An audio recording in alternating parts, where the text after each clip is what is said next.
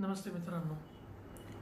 आपण बऱ्याच वेळेला बघितलेलं की आपली जी हेल्थ असते ती आपण काहीतरी गोष्टी आपल्या पोटामध्ये ठेवून देतो.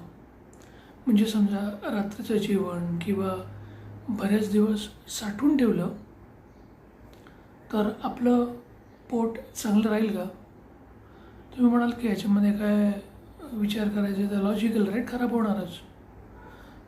आणि जर पोटाला त्रास झाला म्हणजे आपलं शरीर खराब होतं, तर तुम्ही म्हणाल हे पण एकदम लॉजिकल आहे, होणारच खराब.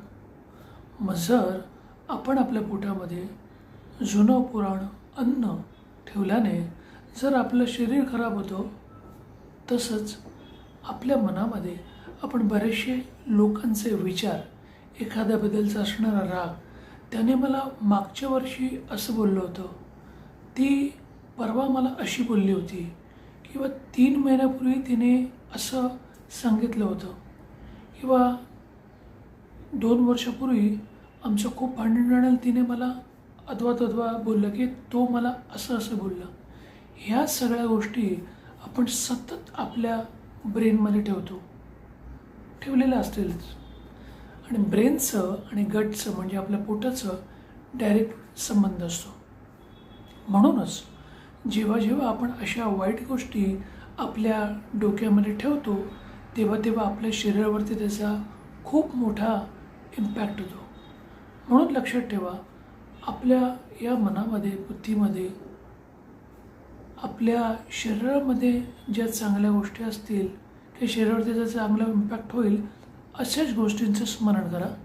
ज्या गोष्टी वाईट आहेत, ज्याच्याशी राग, द्वेष, मदमोह, मत्सर, जे काही षड्रूप आपल्या संतांनी सांगितलेले आहेत, हे सगळे संपणार नाहीत, पण ॲटलिस्ट त्याचा पर्सेंटेज जरी आपण कमी केलं तरी आपल्या शरीरावरती त्याचा चांगला इम्पॅक्ट होईल.